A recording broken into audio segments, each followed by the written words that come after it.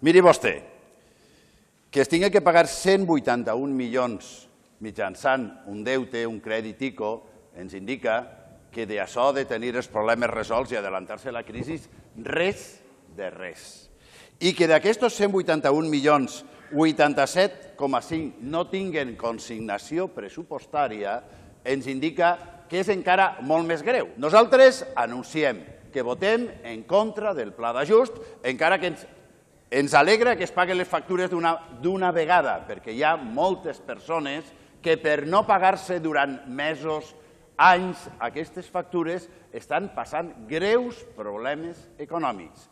Des dels treballadors, concretament de discapacitats socials, des de molts sectors, des de moltes xicotetes empreses. Ens alegra això, però en absolut ens demana que aprovem aquest pla d'ajust perquè ens sembla que és la concreció d'una pèssima gestió econòmica de la qual vostè és la primera responsable.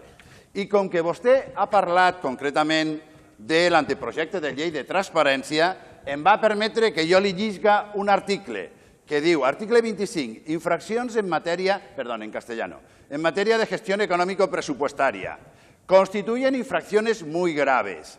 C. Los compromisos de gastos, reconocimiento de obligaciones y ordenación de pagos sin crédito suficiente para realizarlos o con infracción de lo dispuesto en la ley, etcétera, general presupuestaria o en la de presupuestos u otra normativa.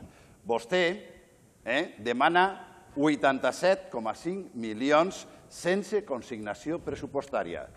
Autoqualifiques vostè el comportament segons aquesta llei, jo no ho vaig a fer. És prou evident. Per tant, que vostè ens conti aquí que la situació econòmica d'aquesta ciutat va molt bé, jo li he de dir, mire vostè, fins i tot en un anteprojecte de llei del seu partit, això que vostè ha transmès a Madrid és una infracció molt greu. Vostè veurà. Realmente, si usted compartiera mi visión de ciudad, empezaría a estar preocupada de verdad, no en tono de cortesía, como le he dicho al señor Crespo. Estaría muy No se preocupe, preocupada. que eso no va a pasar, señora Barrera. No se preocupe. Seguro. Vamos a continuar. No se preocupe, que no va a pasar. Señor Sánchez, por favor.